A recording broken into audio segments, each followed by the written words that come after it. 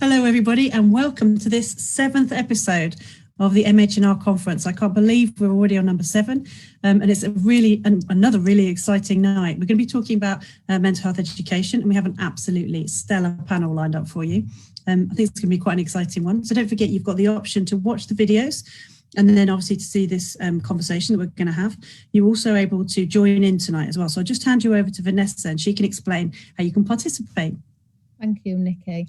Hi everyone, I'm Vanessa Garrity. I'm going to be on social media tonight, so just to let you know, same as every night if you've been following us, but if you're new to watching, you can either join in on Facebook. You just need to like the Untitled MH&R Facebook page and you should automatically see the live feed on your Facebook page. We've got a comments box, so we'd love to hear all your questions and comments about tonight. We really enjoy having a conversation with you all. If you're not keen on Facebook, if you go over to Twitter and follow MH&R 2020 hashtag, you should see the conversation there, and you can also tweet us your questions and comments. I'll have my head down a lot of the time and I'll be keeping an eye on comments and questions and feeding them into the panel. So do ask questions and do follow us and comment, and we're happy for critical comment as well. In fact, we love a bit of critical comment, don't we? So within reason. Within reason, yeah, absolutely. So so do join in, and I'll hand you over to Ben. Thanks ever so much. Yeah, thank you, Nikki. Thank you, Vanessa. Should we do a round of introductions and say who everybody is? I'm Ben Hannigan. I work at Cardiff University. I'm a mental health nursing academic there. I'm a member of the MH&R conference organising committee. I'm chair of an organisation called Mental Health Nurse Academics UK, at least till the end of the year. And this is going to be a really, really good discussion. I've really enjoyed the videos that I've seen. Kirsty, tell us about yourself. Hi everybody, so I'm Kirsty Beart and I am a mental health nurse lecturer in Nottingham Trent University. I am here to talk primarily tonight about some stuff that we're doing in our newly formed department around involvement and collaboration with our community to improve the quality of education for mental health nurses. Yeah, fantastic. I think you're trying to change the whole culture of your university. Oh, I am. I hope the VC's listening. Yeah.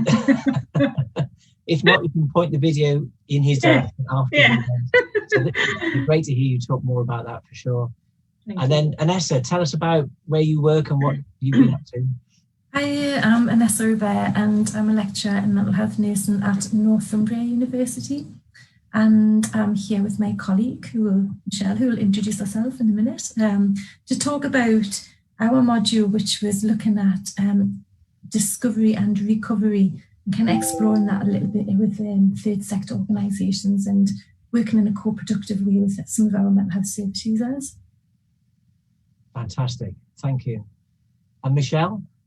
I am Michelle Glascott. I work with Vanessa as a senior lecturer at the University of Northumbria. I'm hoping our VC isn't watching, but I think we're going to see some terrible things and we probably will get the sack. And I know Vanessa's talking about a model about recovery discovery, but it was actually about smashing the system. So that's what we're here about. Mm-hmm. Vanessa and Michelle, though, you've got in your presentation that supports this discussion, you've got loads of great stuff going on. You've got people with lived experience co-producing your module. You've got poetry. You've got art. You've got loads of stuff going on. So it'd be great. Yeah, it'd be great to hear about all of that for sure.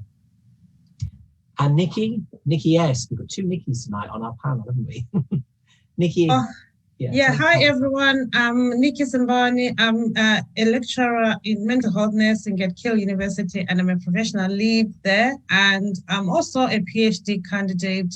I'm not going to share my PhD study today, but I will share with you an assessment strategy which involved student nurses. It's a group presentation which looks at community health promotion. Yeah, so the fact that you've got students who are assessing other students, that's really interesting. That might generate all sorts of questions and discussion tonight.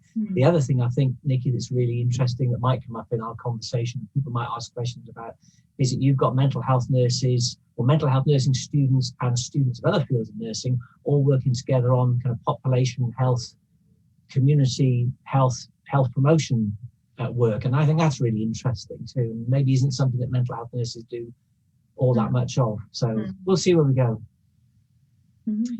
Kirsty, so you're at Nottingham-Trent University. So you maybe a university that used to educate nurses and then stopped for a little while and then has kind of started doing that again? Yeah, I mean, it's always been involved in health and social care, and we have a huge social sciences department. We've done health and social care and social work for a long time, and public health provision as well. And teaching, we have teaching as well, teaching and education. So we've had professional qualification or professional courses in Trent for quite a long time. And a very long time ago, I believe, there was a health focused nursing type courses at that point.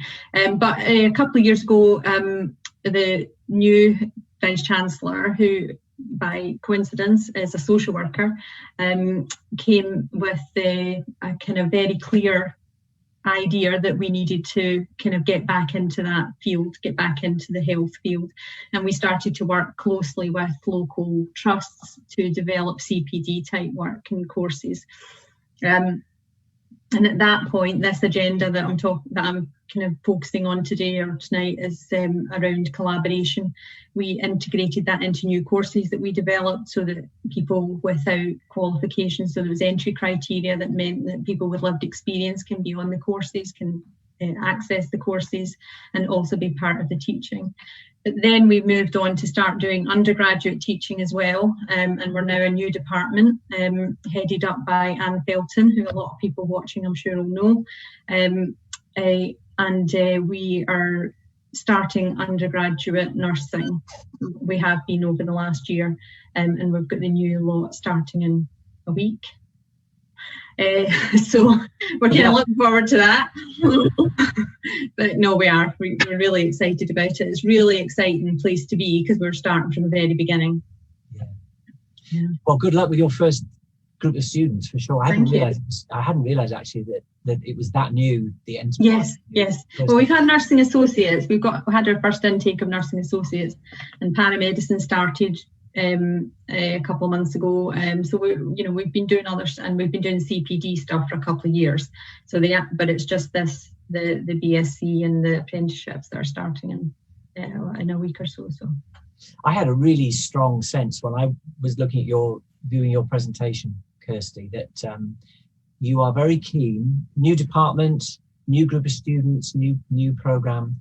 That collaboration and involvement and working together is not going to be some kind of optional extra. Nice to do it if you can, but you're kind of really serious about cultural change by this. I am. Yeah, and I wanted to emphasize that because I really don't want to make people think that I'm saying, well, nobody ever does collaboration, because I know that people do, and people do it a lot and all the time. But what we're aiming for in our department is that it isn't just a choice. It's not just whenever we feel that we can, or whenever we're facilitated to, but that the organisation takes responsibility in making that happen.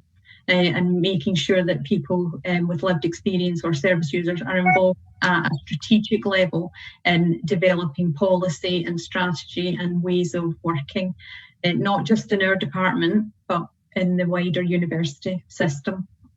Yeah. I think Michelle has a question for you. Oh, no. Kirsty, sorry, because I'm sorry I haven't seen your presentation yet, but I'm sort of lead involvement in our organisation, and I know how difficult it is, especially financially wise, and I'm just wondering what your secret is, because, for instance, I mean, we have involvement at every step, from curriculum design to recruitment. Every student's eyeballed with somebody with lived experience, and we've got them delivering sessions, we've got them assessing students, and we've got them evaluating. But I tell you what, we head of department's very nervous about that because it just smashes the budget all the time. Whereas I was just going to say that, Michelle. And I'm just wondering how you could, and we nursing, even though it's a professional regulation, it's a professional body says we have to have involvement. Where does the budget come from? And, you know, especially in the current situation and how tight higher education institutions are because they're nervous, how do you afford it? Well, that's the thing, isn't it? And you kind of need to have that top-down approval in order to get it going, don't you, and to make it work. But what we're trying to do is say, actually, it shouldn't be up to our department heads. It should be the culture of how we work. It should be a necessity, part of our contracts, almost like that this is what we do, part of our policies, that service users are involved on the executive boards. They're involved in the senior executive team meetings. They're not just kind of added into our teaching level. But also on the head of department thing, it helps a lot when you've got a head of department like Anne Felton, whose value-based research and experience lends itself beautifully to this, and she is 100% backs this. So part of our thing was we wrote a strategy, and we got that validated and approved by the school executive, so that we could employ people as experts by experience, to be part of a strategic group, but also to be an operational people in the team, if you like, and have the same rights and the same equal rights to contribute to that development, any course development or any department development, as any member of the team.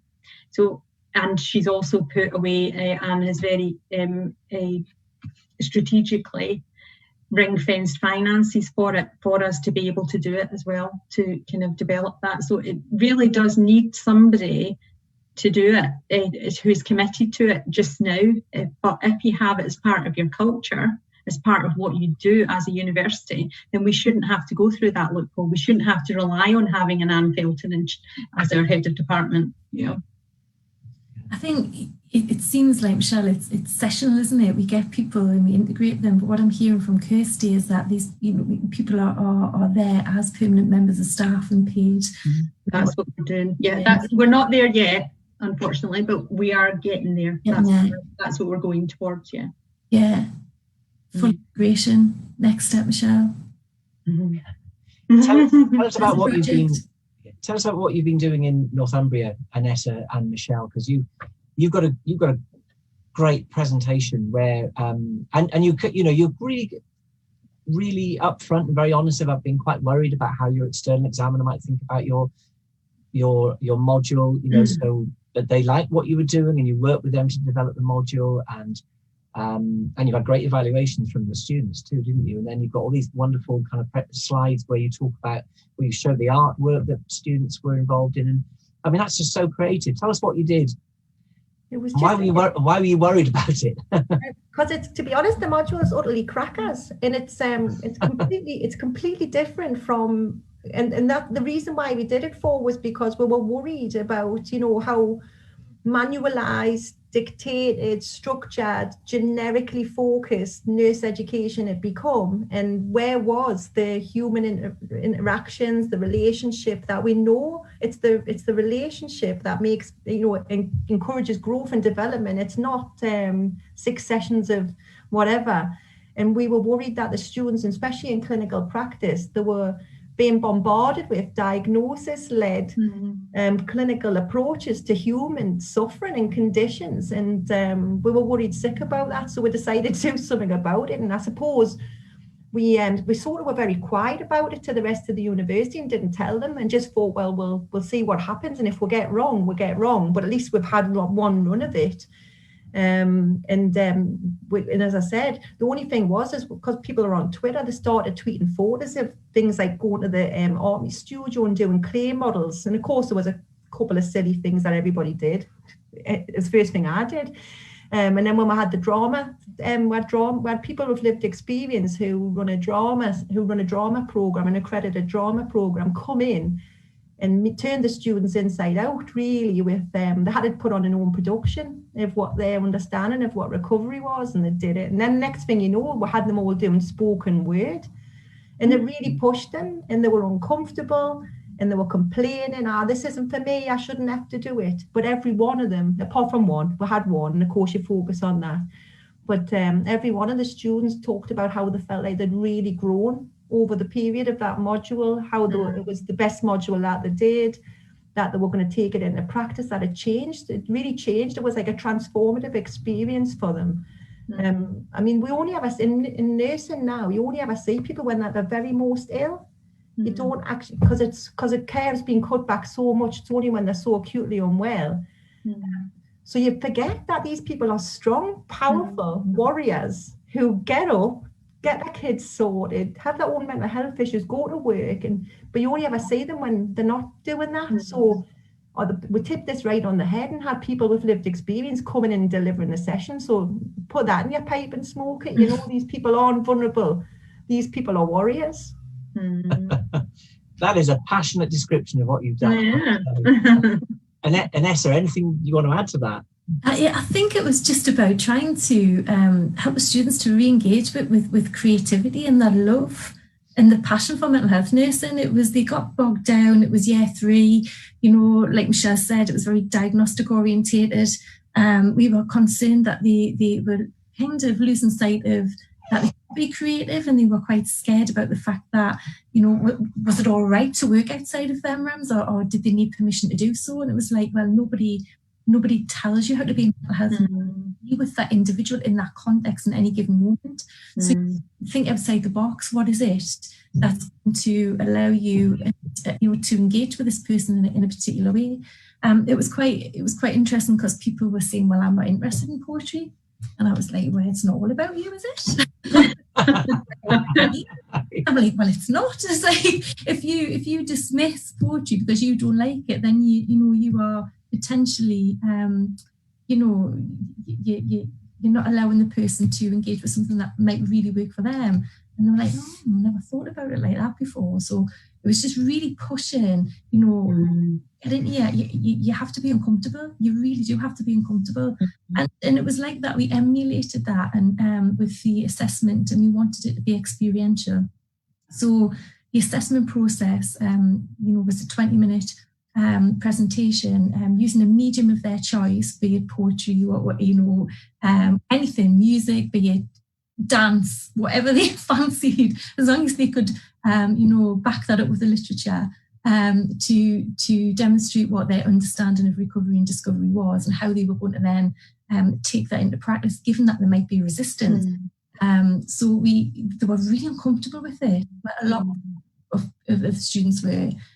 Some were kind of exuberant, yes, finally I can express myself. But others were like, oh, no way. But we were like, well, good. We want you to be uncomfortable, given the fact that, people come into care and we assess them and they're going to feel incredibly uncomfortable. So we're trying to kind of, really kind of push in that sense. Of course, we were very supportive of it. But it was does that sound awful? Seeing it was fun, kind of seeing them struggle a bit with that. I think it's because you knew that we were going to, you had confidence that they would get there and find something at the end of the discomfort with it. I want to come and do your module. Yeah. That's fantastic. Thank you. Nikki, what about you? Because you've also got a module which is really distinct, and you've got 2 things that looked really quite unusual and different to me. One is that you've got students assessing students, so you've got a whole kind of peer assessment thing going on, and then also it's the assessment, the module that you've talked about in your presentation is all about population health, and it's about public health, and it's about health promotion. And I might be wrong, but I don't know that mental health nurses, I don't know that we've particularly done that as much as we could or should. In our history, in our education. So, Nikki, tell us what you've been up to. Yeah, I agree with you, Ben, on that one. And as a mental health lecturer myself, taking that module, I kind of had a feeling to say, I don't think we're doing this very well. I don't think as mental health nurses, we do concentrate on the whole population, on public health as such. We tend to concentrate on individuals. And at the back of the future nurse education standards, health promotion is for everyone. And so in planning this module, I included student nurses from all 4 fields of nursing: child, LD, mental health, and adult. And so I did put them together, and say to them, yeah, like you've seen in my presentation, this is going to have two strands to it: peer assessment and assessment from us as lecturers. So you can imagine what happened there. It was, now we can't have that. It's gonna bring my grade down, and not only from students and from my colleagues as well. And my colleagues were like, no, you are just, we can't go there. It's gonna be very difficult. But I was determined to say, let's say, if we're going to trust these students with patients to make decisions out there, we might as well trust them while they're here in education. Let's give them the platform. Let's empower them to assess each other, and then all this will be transferable in practice. Yeah, so it's interesting that your students thought that they might suffer in terms of their assessments, their marks, by having their work marked by their peers. Not the other way around. I mean, no, yeah.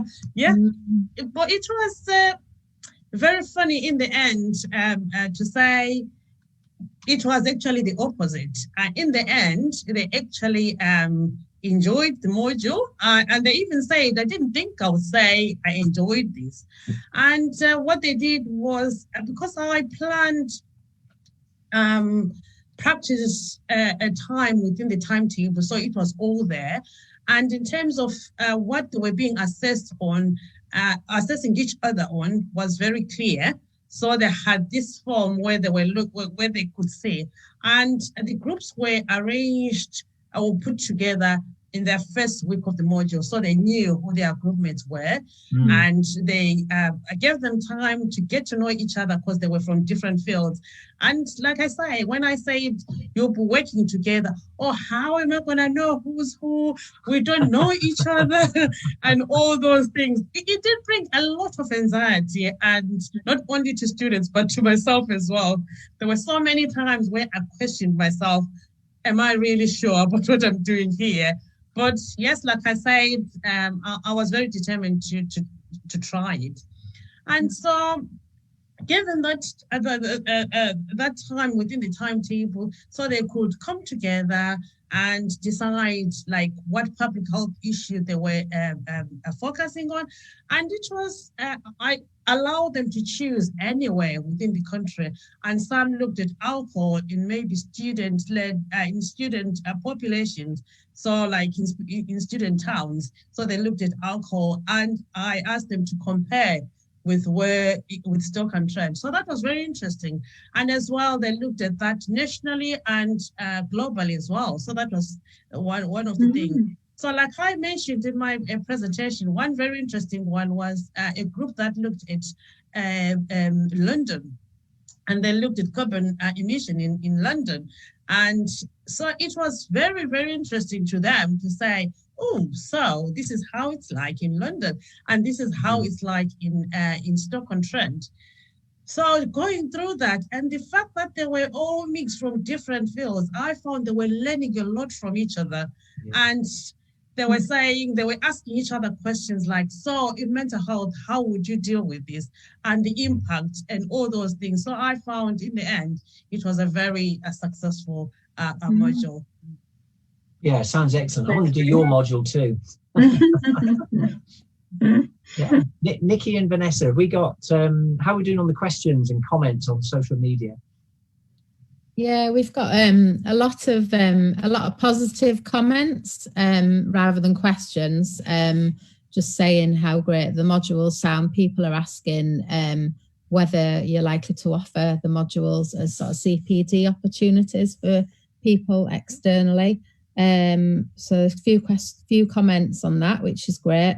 We've also got a comment asking, I guess, about, currently we're going to be needing to continue to engage with people online, students.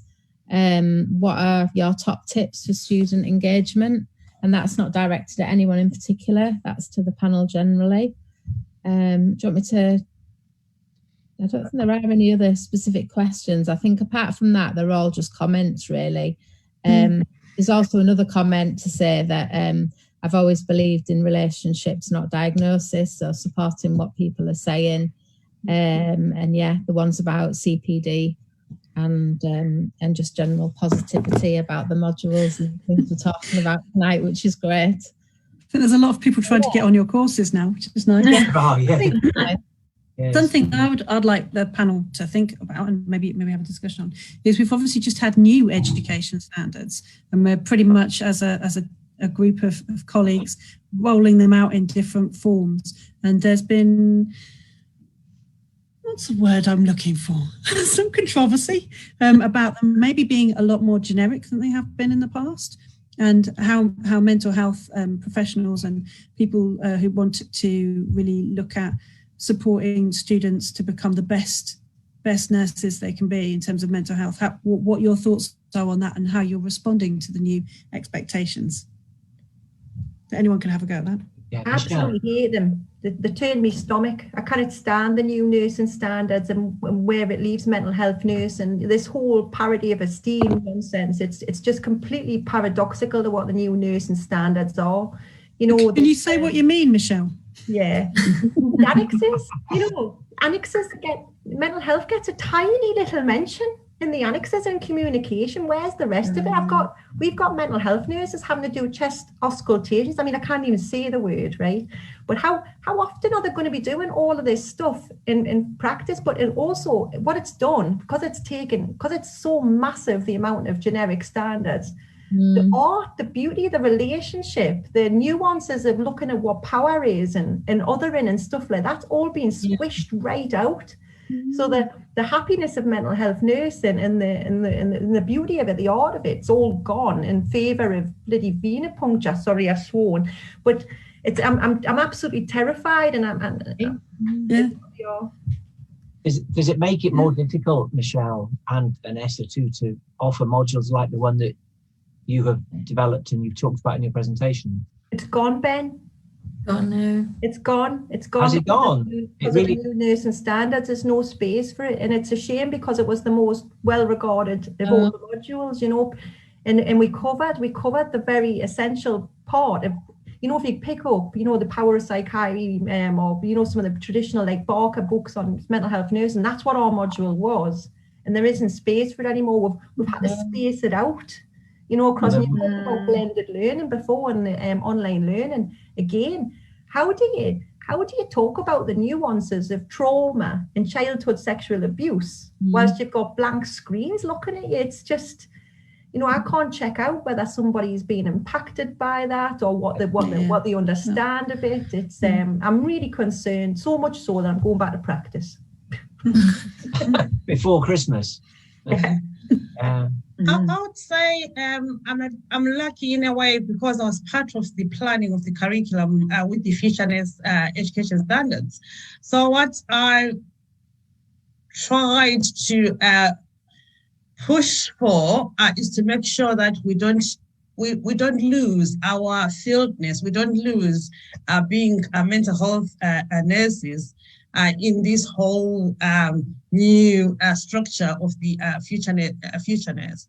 So in whatever in whatever module that we've done, we've made sure that we do have a field focus in each and every module, so that say if it's communication or suicide, because now everyone needs to learn more about suicide, but then for mental health nurses, there is more that they need, like you're saying, so that we don't lose all those important things. So I think maybe it's trying to draw that fieldness and making sure that we don't get lost in all this generic structure which comes with the future-ness.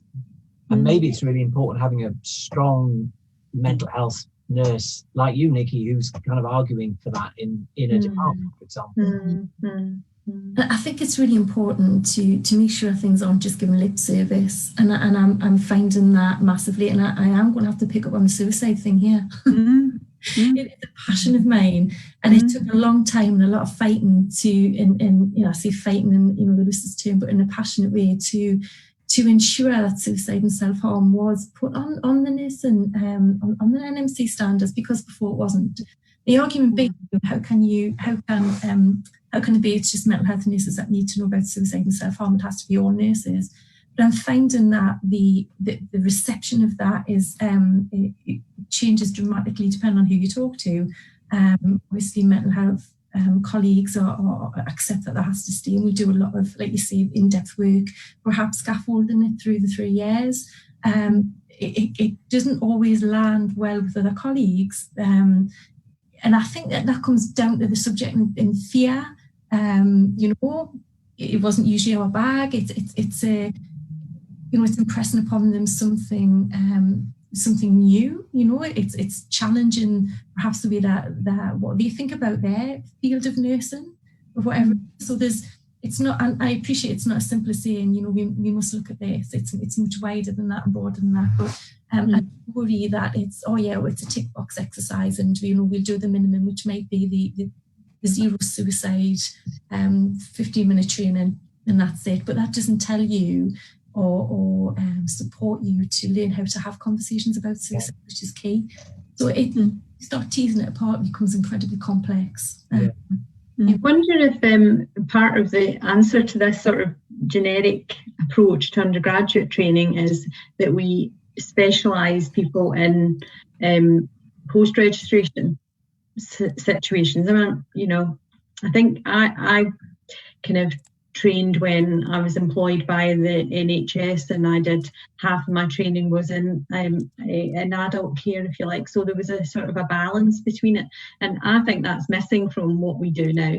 But I do agree that the standards have gone too far now. It's kind of stripped away that individual identity of particular professions. But I wonder if it's something that we can kind of tackle through CPD. Because, for example, somebody could working with people with dementia from any field, couldn't they? So surely it's not necessarily about them having that being a mental health nurse or being a adult nurse or children's nurse, whatever it is. Their speciality is working with people with dementia, and they train to use those skills to do that. Interestingly enough, this whole parity of esteem it seems to be juxtaposed by what we're seeing in relation to the. I did a bit of work for Health Education England last year, and there's a report out there somewhere around this. And basically, looking at the evidence, we come back to this idea about starting as one, and I think that comes back to what you're saying, Kirsty. We all start as one, and this goes back to the kind of education and training quite some time ago.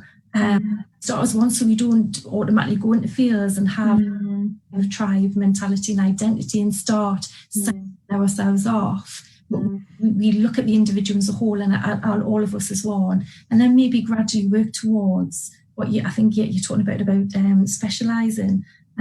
And then obviously, but that needs to be emulated in practice, because the hospital and the caregiving and treatment component of it, again, it puts it back in silos. So it needs to be a whole process. It needs to be a whole systems process in order for... It does, absolutely. And we were talking about that before we went on air, weren't we, about this kind of issue of organisational, trying to kind of demedicalise mental health nursing, but we try and do that in the teaching, but then they go out into a medically driven organisation, the NHS. How do we overcome that? If that's how we train them, if that's the standards and the regulations that they have to abide by, how do we get away from that?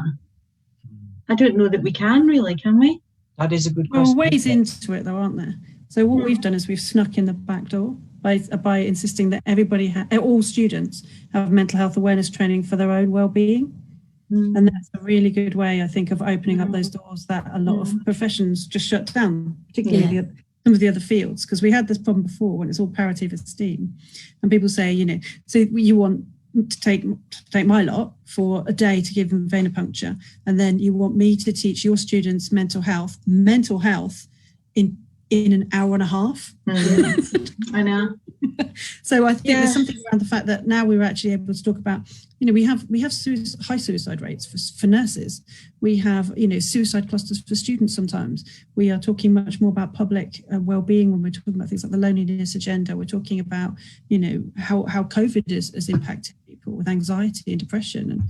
And for us, for once, I think we need to demand a seat at the table on those discussions, because a lot of people are talking in quite uninformed ways about how to be as well as you can under the circumstances. And I think where mental health nurses really come in is by being really clear about structural inequality.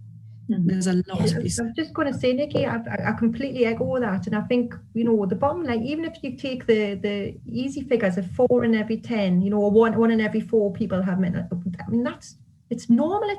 Society has a mental health need. And as long as society is unjust and poverty and trauma are endemic, then we're going to have mental health need. And this whole idea that, COVID's caused a mental illness epidemic, what a load of nonsense. It's a normal reaction to be a bit scared, isn't it? And to be terrified, and you don't want to kill your nana, or you'd be terrified of going out, and then suddenly, the fact that you can't touch your door handles. It's perfectly normal to be scared at this moment.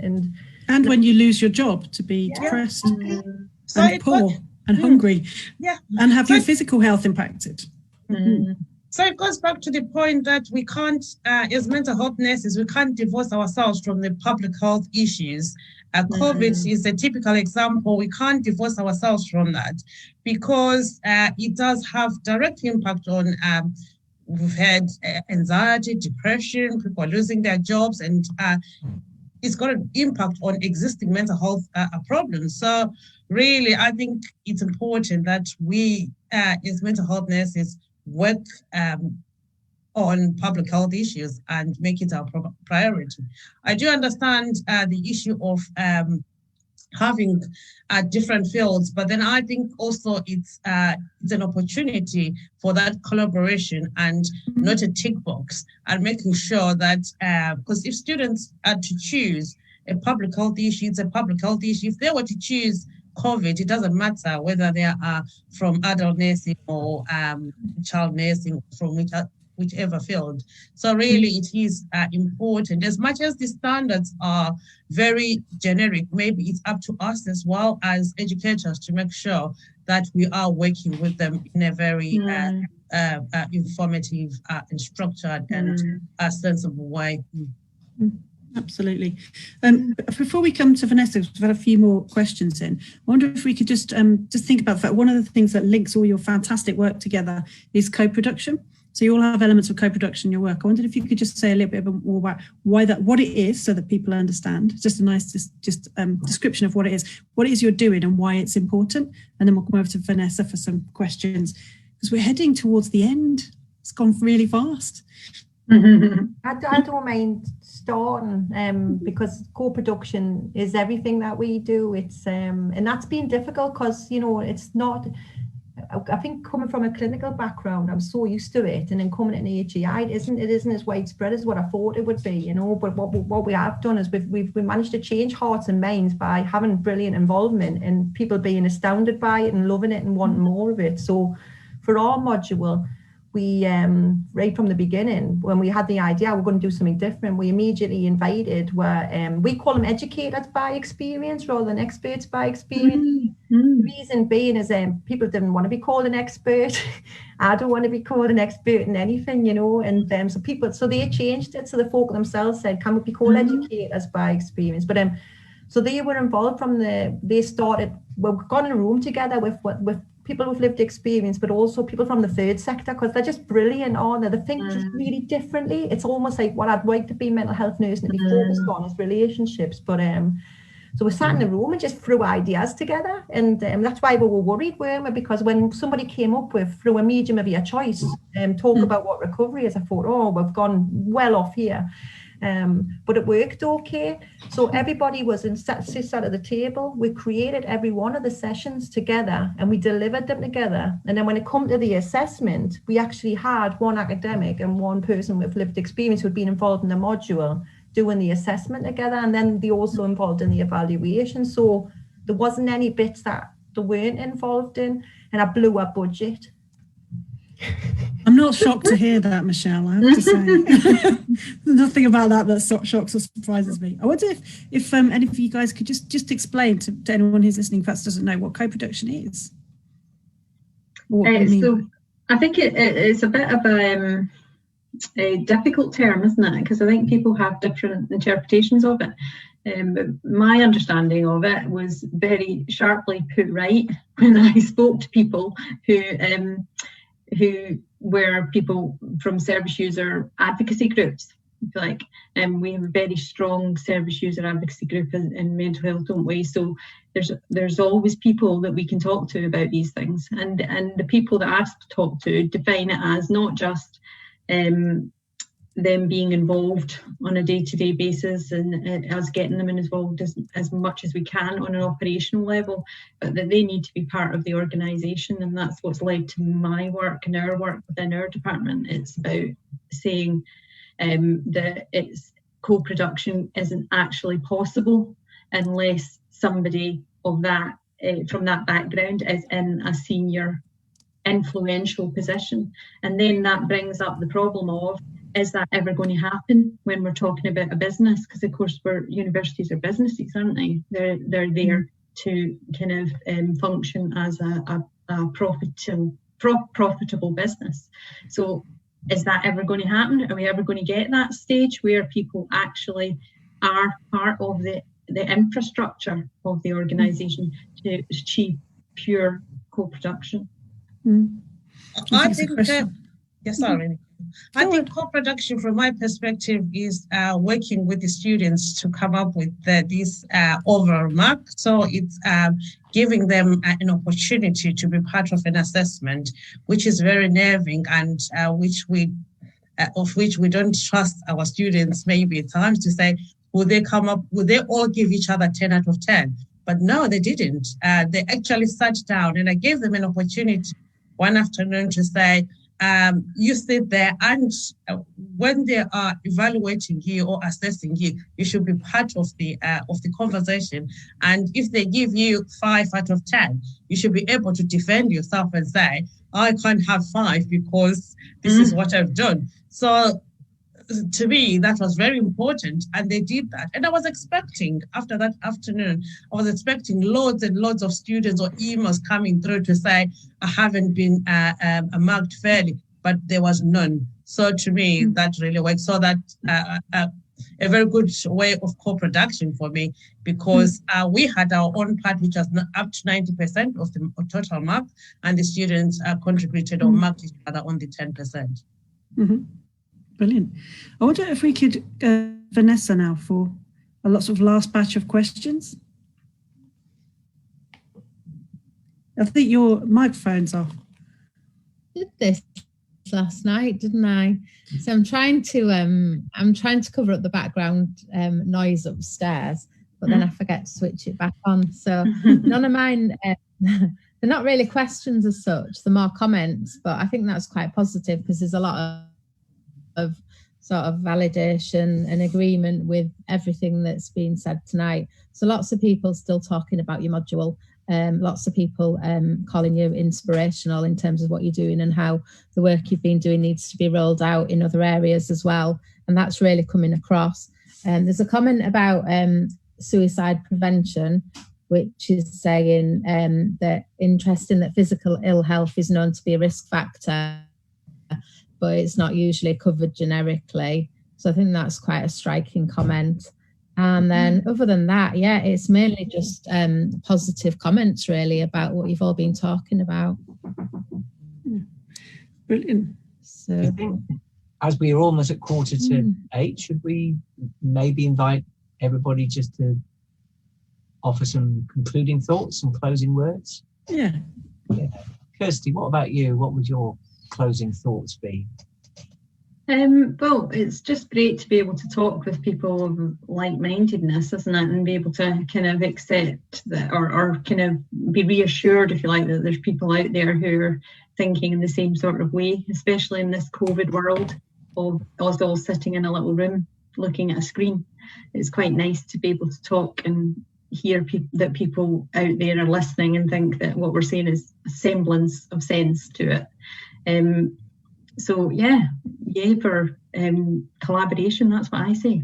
Yeah.